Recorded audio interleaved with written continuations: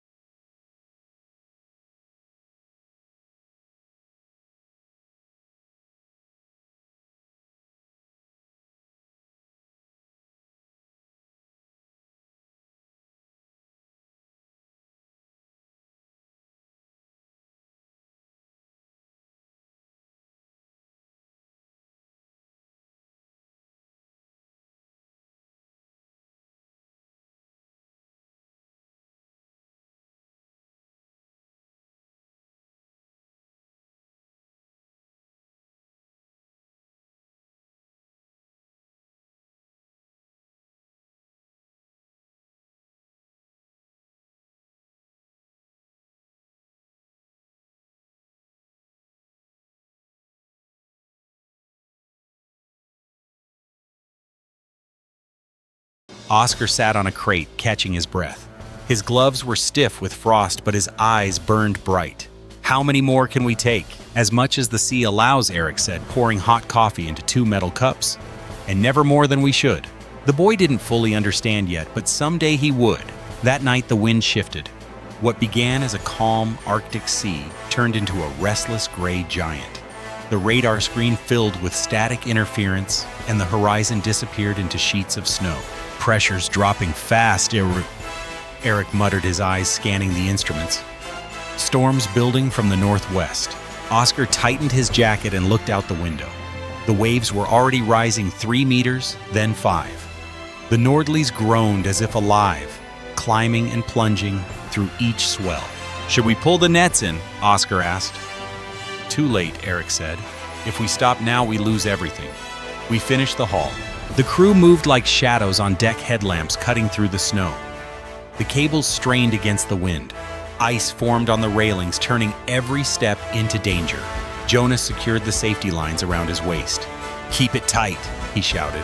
"One slip and the sea takes you." The wind roared louder, drowning his words. The net surfaced violently, thrashing with the weight of the catch. A huge wave crashed across the deck, slamming Oscar to his knees. His hands burned with cold as he held onto the rope. Jonas lunged forward and grabbed him before another wave hit. "Don't fight the sea," Jonas shouted. "Move with it." It was a lesson every fisherman learned: sooner or later the sea doesn't yield.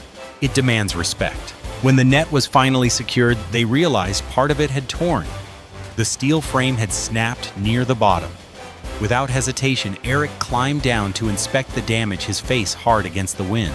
"Leave it till morning," Mikkel yelled from the hatch. "No," Eric replied. "If we wait, the whole net's gone." He clipped his harness and leaned over the frozen deck, welding torch in hand. The sparks flew against the storm, orange against endless white. Oscar joined him, bracing the frame with trembling hands. Father and son worked wordlessly, the only sound the crackle of fire and the shriek of wind. Hours passed before the repair was done. Exhausted, they retreated to the cabin. Mikkel handed them mugs of coffee so strong it burned their throats. Outside, the storm still screamed, but inside the small cabin there was a strange peace, the kind that comes after surviving the edge of chaos. Oscar stared out the window, watching lightning dance across the Black Sea. "How do you do this every season?" he asked softly. Eric didn't answer right away. He looked at his son, at the frost on his hair, the cuts on his hands, the fire in his eyes. "Because the sea gives and the sea takes," he said finally. "You don't come here to fight it, Oscar.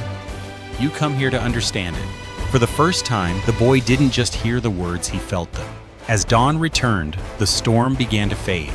A pale light spread across the horizon, and above them the northern sky unfurled in ribbons of green and violet, the aurora borealis silent and majestic. No one spoke. The men stood on deck, their faces turned upward, bathed in shifting light. It was the sea's quiet apology, a reminder that beauty and danger often share the same horizon. 2 days after the storm, the Nordlies reached calmer waters near the Lofjord Trench, a deep channel known for its dense schools of cod and haddock during early spring.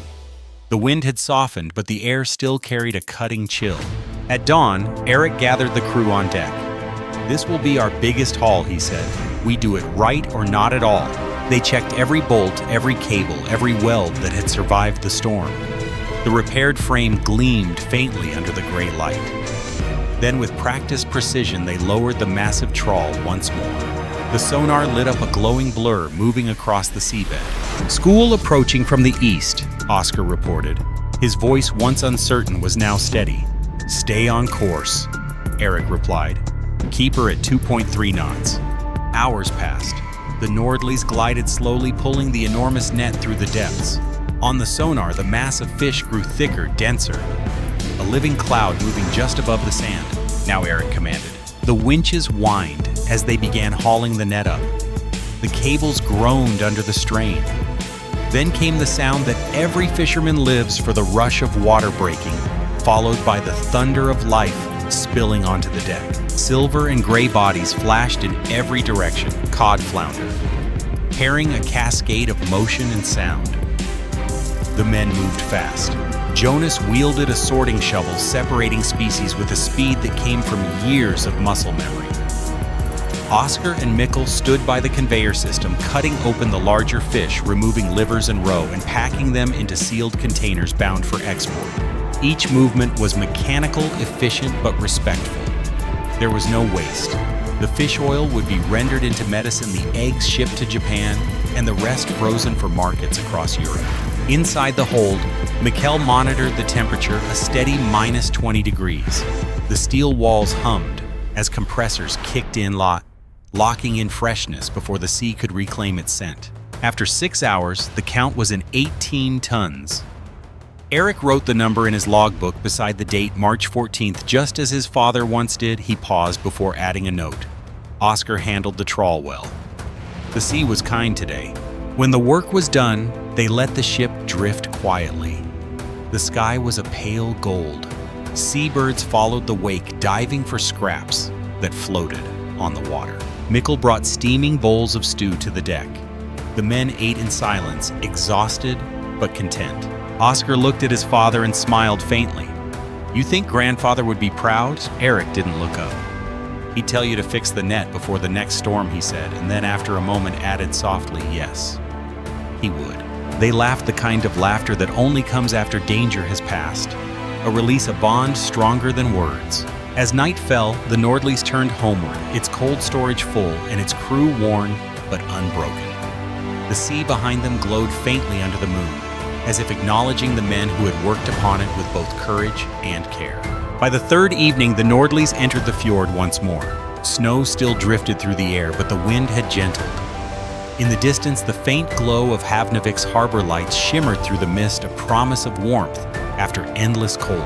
The crew had been awake for nearly 20 hours. Their faces were pale with fatigue, yet their eyes carried quiet pride. As the trawler approached the dock, horns from the village echoed across the bay. Families had gathered bundled in heavy coats, waiting to greet the returning ship.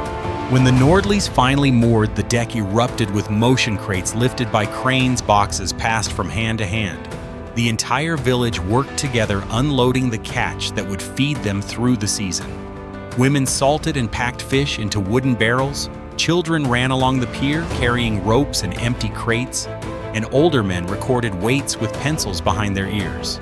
At the center of it all stood Oscar, helping his father tie the final mooring line. For a moment, he just looked at the faces around him, tired, smiling familiar. The sea had given them all this. That night, after the last crate was stored and the engines had gone silent, the village gathered in the small wooden hall overlooking the harbor. The smell of fish and diesel lingered in the air, mingling with the warmth of soup and coffee. Jonas tuned an old radio that played faint folk songs through the static.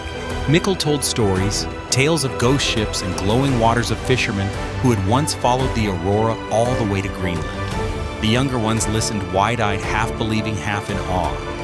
Oscar sat near the stove, the red light of the fire reflecting in his eyes. When the music faded, Eric stood by the window. Outside, snowflakes fell slowly onto the quiet sea. "The ocean never gives freely," he said softly.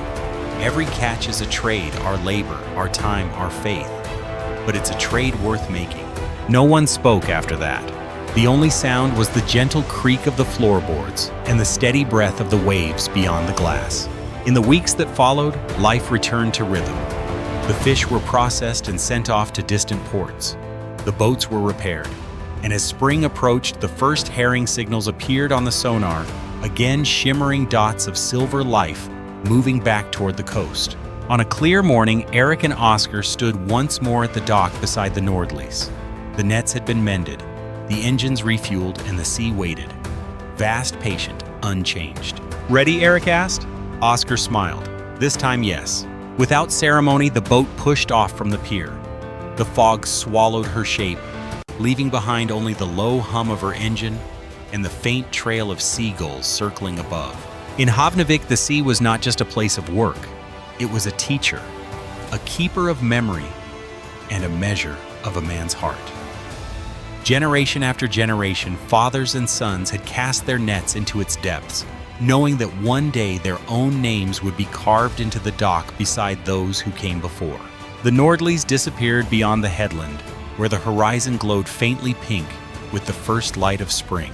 And once again, the endless story between humankind and the sea began anew.